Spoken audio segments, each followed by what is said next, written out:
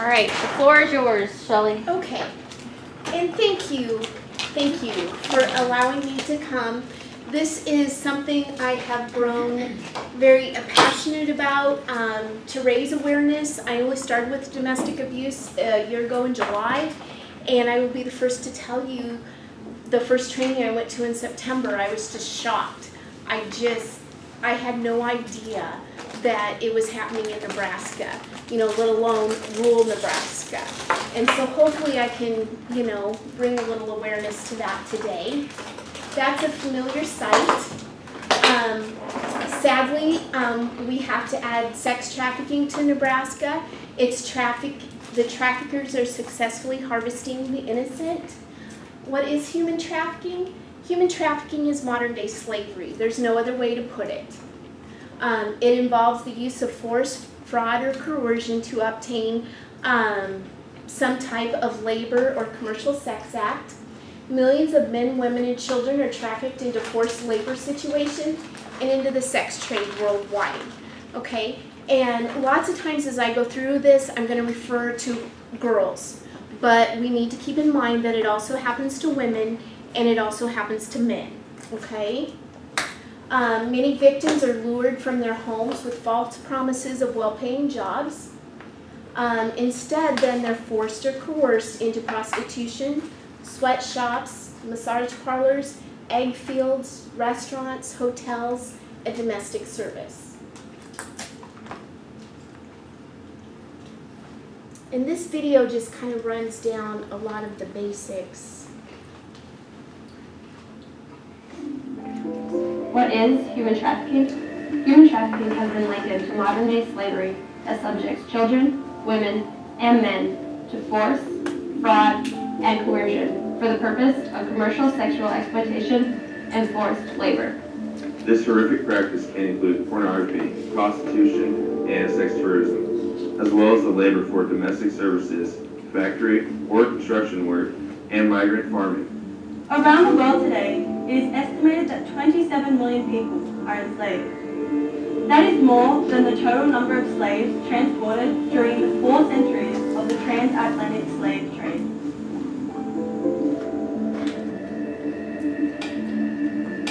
Human trafficking has been reported in all 50 states in the U.S. The International Labor Organization estimates that there are 5.5 million child victims of trafficking. Anyone can be trafficked, regardless of age, gender, class, or education, when forcefully coerced or lured by false promises. Human trafficking is extremely profitable, generating an estimated $150 billion in yearly profits. Some runaway groups estimate that 1 in 3 young people will be solicited for sex within 48 hours of running away or becoming homeless in the U.S. Victims suffer from physical, emotional, and sexual abuse and rarely have access to education or to health care. The average age is 14 years old. By next year, that'll be Here's what you 13. can do. Learn how to spot the signs of human trafficking. Add the National Human Trafficking Hotline to your phone so that you can be prepared to report trafficking. It's all about the money. Human trafficking is a $32 billion a year industry. That's $7 billion more than McDonald's made last year. It also surpasses Starbucks. I can't imagine. It's passing drugs and guns in sales. That's because you can sell a package of drugs or a gun just one time, but you can sell these kids over and over and over again, several times a day. Children, women, and men can be sold over and over. A pimp can make up to $200,000 off of one victim in a year. Prostitution is defined as a person willingly exchanging sex for money. Sex trafficking happens through the Commercial Sex Act that takes place through force, fraud, or coercion by a trafficker. That's how it's different from prostitution. There's no such thing as a child prostitute. No child chooses to do this. Statewide, every month, 900 individuals are sold for sex, most often multiple times in Nebraska. individuals sold for sex per 100,000 inhabitants, advertised the locations. Grand Island right now is the biggest, which surprises me. I thought it would be Omaha, just because it's a bigger metropolis. There's, the gambling and concerts and just so much more going on. But Grand Island per capita is the biggest one right now. This map doesn't surprise me so much. It shows the advertising along Interstate 80. Of course, all things are, moved up and down the interstate. But when that FBI investigator came to that training, he had a map that had Cambridge on it, that there's been cases, McCook, Broken Bow, up towards Shadron, and up over there like by Neely and up in there, not Neely, Norfolk, excuse me. And so, his map was able to show how it's branched off the interstate even because of the confirmed cases, but I don't have access to that map. 51% of the individuals travel, 45% cross state lines in order to be sold for sex. And that's one thing that in this rural area that you guys will see, if you ask them what town they're in, they might not know because they might be traveling so much for the appointments where they're sold that, they might just be sleeping in the back seat of a truck or a car, a van, whatever, and so they might not realize that they're in the Cambridge Tri-Valley Health Center, so that would be a clue right there. But a lot of them travel. Also, we're racially imbalanced. A lot of the ones in Nebraska, for whatever reason, are African American. It's a very young market. 1 out of every 10 individuals sold for sex isn't old enough to buy their own alcohol, but yet they're being sold. The buyer's preference creates the traffic environment, and the younger the individual, the higher the hourly rate that they can advertise. This creates incentives for traffickers to recruit younger women and girls. There's even ads now, whether it's online, through Backpage, Craigslist, those things, or on some other social media, and they're even using emojis. Like a bleeding heart or a rose or a cherry will mean that they're really young. An airplane means that they're only going to be here a short time. So if you want this youngster, you have to buy her now. They're even using the emojis that mean different things. With the click of a smartphone, a victim can be purchased for sex with no control over the situation. I saw a thing in Omaha that just broke my heart. It was a help group where these men that solicited these young girls were, after they went through probation, they were sent to complete this self-help program, and it interviewed some of them. And they were saying with the click of a smartphone, they could have a girl delivered to them faster than they could have a pizza delivered to them with one click of their smartphone. And that was using Backpage.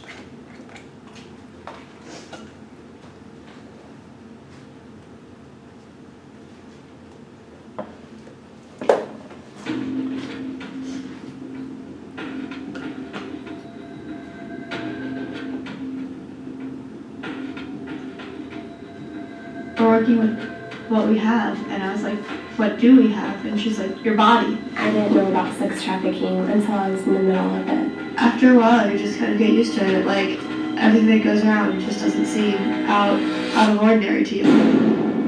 But we really believed that she was getting ready to be sold.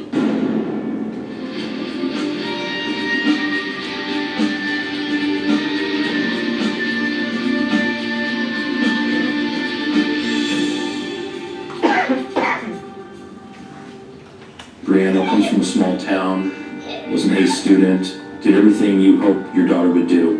My dreams were to become a nurse. While I was in high school, I had found a waitressing job. I love school, I love being around my friends, and my science class was like my big thing. These traffickers or pimps, they pretend to be an older boyfriend, and these young girls actually fall in love with these guys and believe that this guy loves them back. He was like 24, he played football at the university, but he had bought me some designer jeans and things. Go to like movies and malls, trips, stuff like that. He bought me a dress and some jewelry because like I didn't really have stuff like that. It's important for the pimp or the trafficker to separate these girls from their family and their friends. He really gave me the courage to kind of stand up to my mom. He was like, you know, just kind of keep it on the down low. One day, he asks for something, and even though she doesn't want to do it, she's so worried about losing him that she will. And once he's had her do it once, he pretty much can control her from then on. He kept saying that he needed money. I was like, you know, I'll help you or whatever. I made a choice that night, but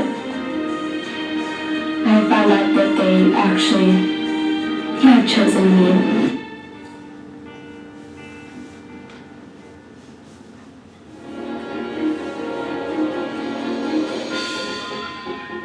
And so I was telling Wendy I wanted to show that video because you will see girls that are dressed, you know, they're really young, possibly, and they might be dressed very provocatively, but then there's also these Romeo pimps that woo these girls by buying them things, you know, so they might not always be in, you know, those provocative clothes. They might be in buckle clothes that he's bought her to try and win her over and get her to leave with him.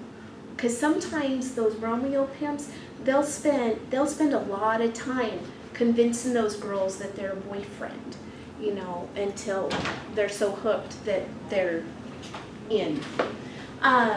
There's also human and sex trafficking is on the rise due in part due to the apps that the kids download and they use to talk to their friends. They're so scary. There's Kik, Snapchat. A lot of kids think that, you know, they take these pictures and they just disappear. But the right person can, you know, snapshot them or go back in and dig them out. There's also a spin-off of Snapchat now that's called Yellow. They're calling it's a different app, but it's a backdoor to Snapchat, and you just swipe left or right, and that you're accepting those friends. Well, you know, if they swipe too fast the wrong way, they just accepted someone that they thought was 13, but maybe they're 25. You know, they don't know, you know, and the Yellow also has a GPS factor to it, and so they can see where they are. And the Yellow app on the phone just looks like a little yellow box. It looks like nothing. There's Line, Periscope, that is a scary one. It has a video with it to see what's going on, and also a GPS. Whisper is like a teen dating app, and it starts out anonymous. And so, you know, they're talking to somebody that, you know, they think is 13 and goes to the school next door, but they don't know that. They could be 33. Also Facebook. We really need to encourage the kids not to accept friends from people they don't know. Okay? They're not going to always realize who their friends are if they're just accepting everyone. And it's a way for traffickers to keep track of kids. You know, the kid might say, you know, oh, mom grounded me, my life is horrible. Well, that's a door in for someone. You know, it shows that they're vulnerable. Party Line, my next video talks about that one. Tinder, another dating one. Yik Yak, that is like a bully thing in my way of thinking, but there again, it shows these traffickers who's vulnerable.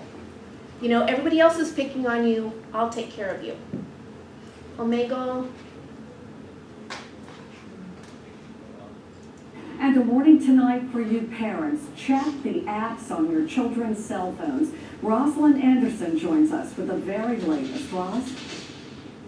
Innocent-looking media sites could lead to their abduction and ultimately victims in the sex trafficking trade.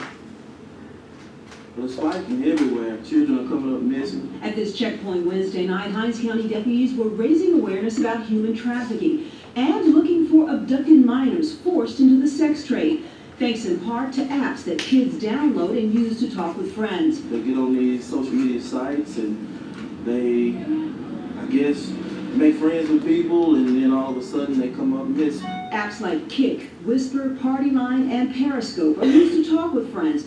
Pimps also use them to build relationships. They will ultimately kidnap them. Experts say they target minors 12 to 14 years old. There's apps that are dangerous because they're GPS located in lifetime, like Periscope. Traffickers use Periscope and Party Line to track them. But like the old school party lines back in the day, where everyone could just pick up the phone and hear conversations going on, and it's a video type app where you can see videos amongst others, which is really dangerous for lifetime sexting and things of that nature. Some apps can be disguised as a calculator.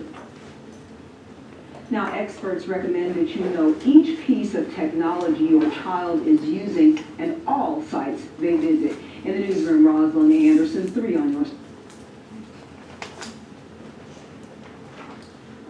Who's at greatest risk? Again, anyone that's vulnerable. 54% are under the age of 18. They're again, next year they're thinking the average age is going to be 13. The last couple of years, the average age is 14. 50% are homeless. Foster kids, runaways, again, 1 in 3 are picked up within 48 hours. The LGBTQ youth, they feel like they don't fit in anywhere, so they're vulnerable. Someone with mental health concerns, substance abuse concerns, anyone. What teenager isn't vulnerable? How victims are recruited, again, the internet apps, Facebook, dating sites, newspaper ads promising jobs, ads promising food and shelter, other victims and pimps.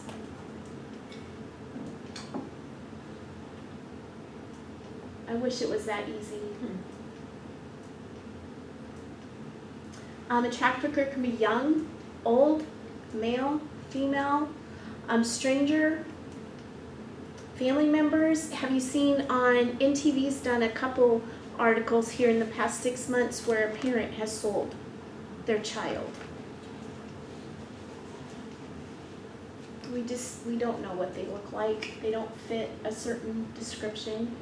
Why can't the victims escape? They're controlled. They're under such control. Just as a domestic abuse victim is controlled by the person they love, so are these victims. They're verbally and physically abused, mentally abused. They're drugged.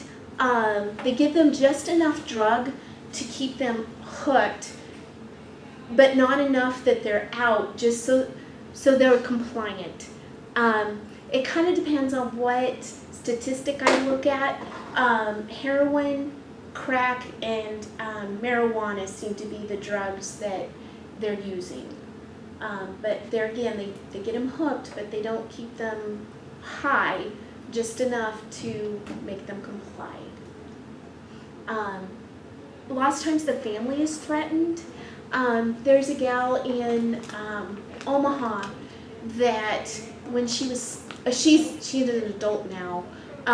When she was 6 years old, a guy moved in 2 houses down, and she would go outside to play, and he contacted her, and she come from a very large family. If I remember right, it was like 9 or 11 kids, something like that. And so when she went out to play, he would have her come to his house, and he sold her at his own home for for 10 years.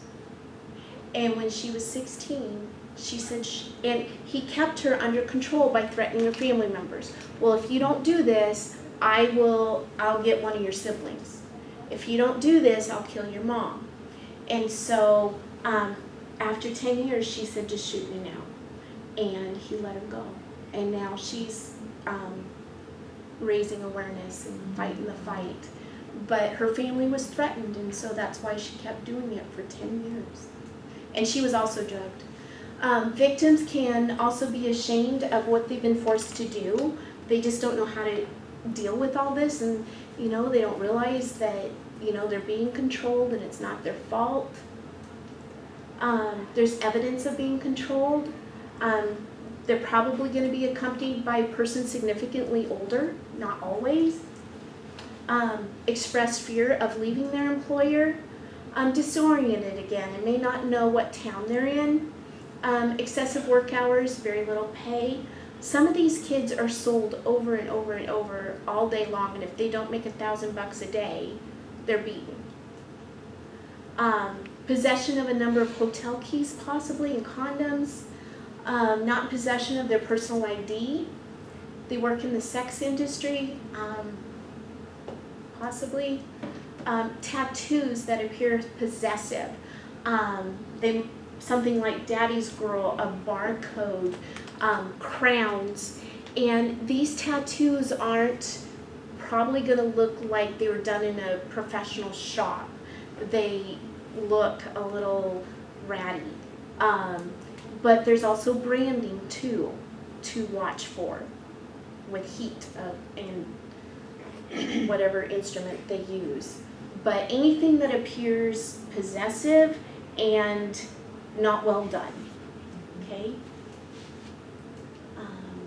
Focus areas are truck stops, gas stations, hotels, malls, rest areas, large sporting events. I was so naive to think that when I went to a Husker football game and someone's standing on the corner scalping tickets, I thought they were all really scalping tickets. No, some of them are selling kids for everyone coming into this big sporting event. And so maybe if you see someone waving, but has a couple of young people with them, they might not be their children. They might be for sale. Large concerts, the College World Series, they were trying to crack down on it. That brings a lot of people in. Fairs, large stores. As long as there's a demand for commercial sex, there'll be a market for it. Those purchasing others for sex are willing to pay for younger girls.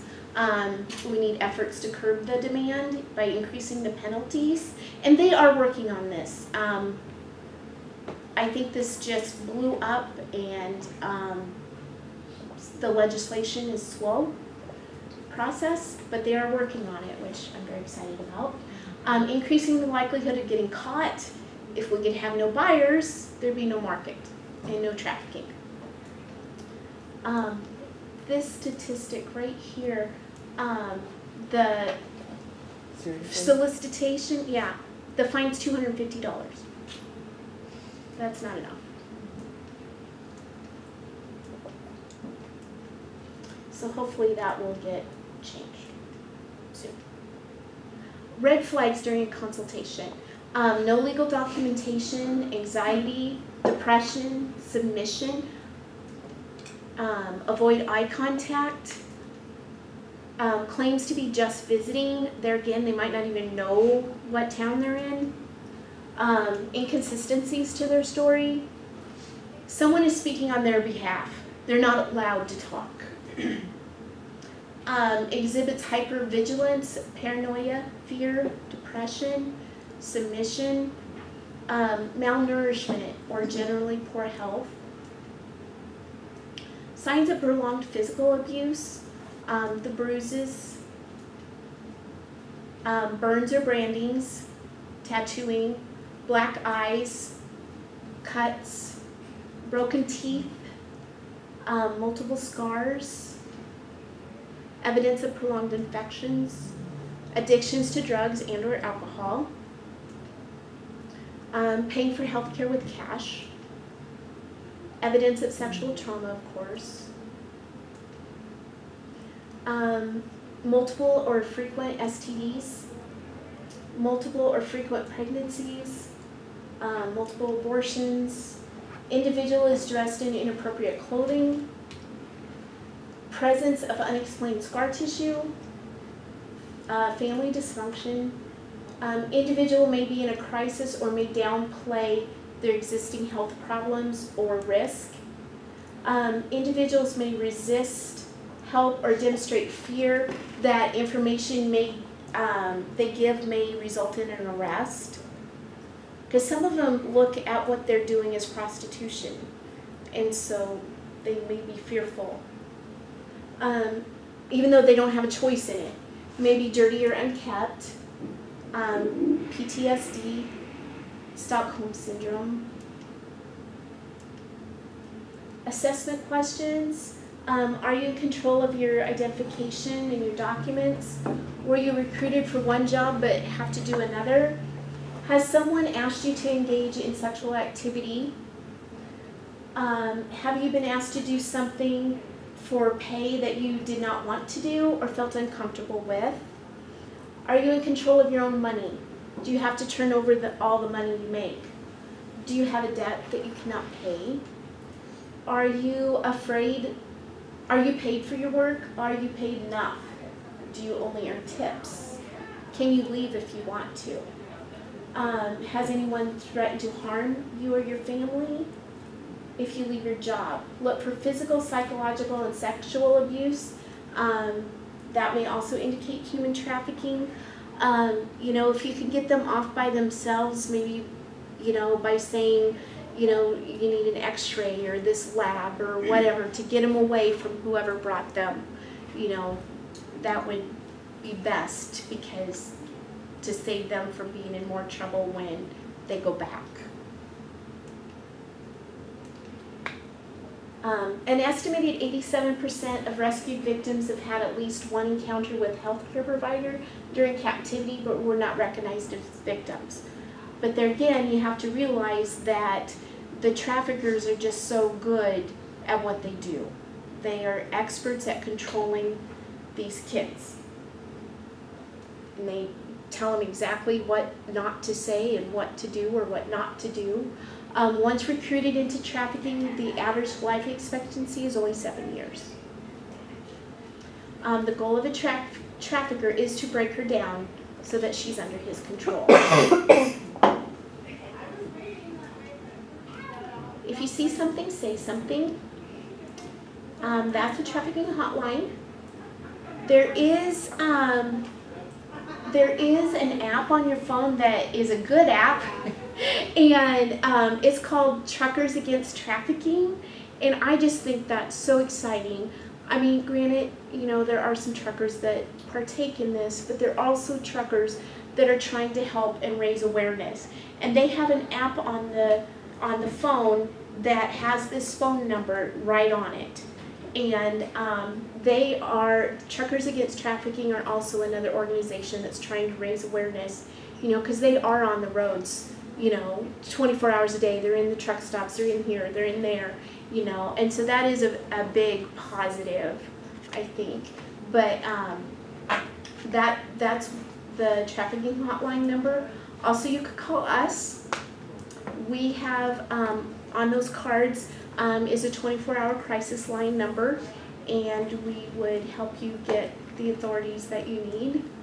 Also, another great asset is the Central Nebraska Trafficking and Immigration Outreach.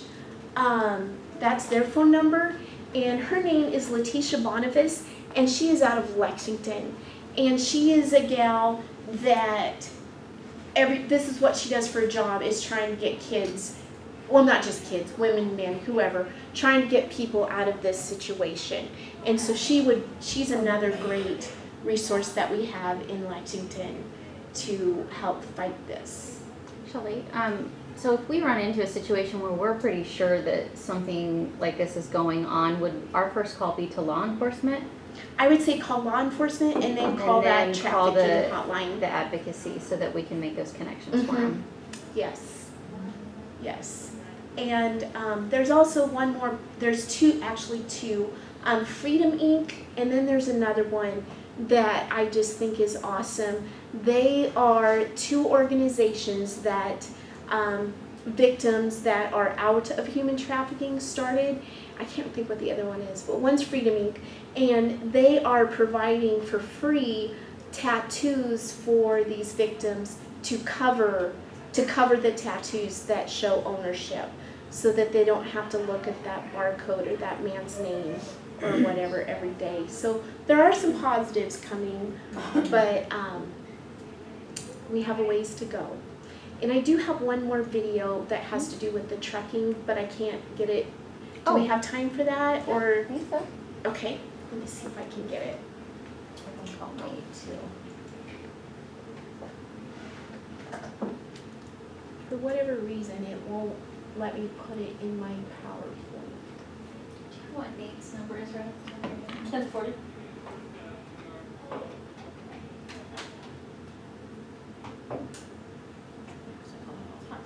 Video? Where'd you go?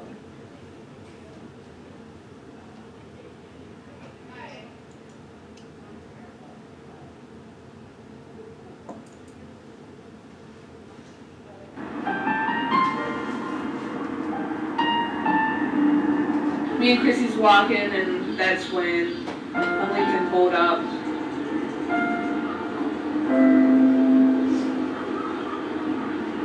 And he just shut the door, locked it, and said that we're not leaving.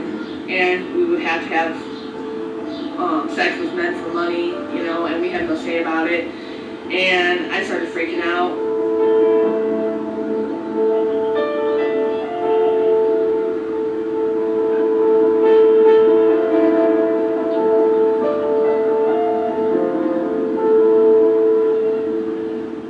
Sex trafficking is a form of modern-day slavery. And this is an issue that affects all populations of victims: men, women, children, foreign nationals, and U.S. citizens. And it's really important that we understand that. When the girls don't want to work, they're beaten. In extreme cases, we've seen them drugged, addicted to heroin and things of that nature. This is old-fashioned greed. And when you can only sell a drug one time, you can sell a girl or a boy or a man or a woman over and over and over again. And here we are, you know, I'm 15 years old, my cousin's 14, and we're here at a truck stop, you know, being forced to work it, you know, being forced to go from truck to truck, asking if the guy would like to have sex with us.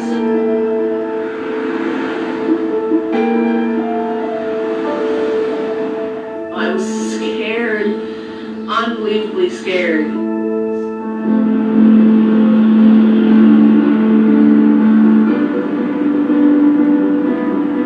My son and I were driving through Oklahoma City, had the radio on, and the guy comes on the radio,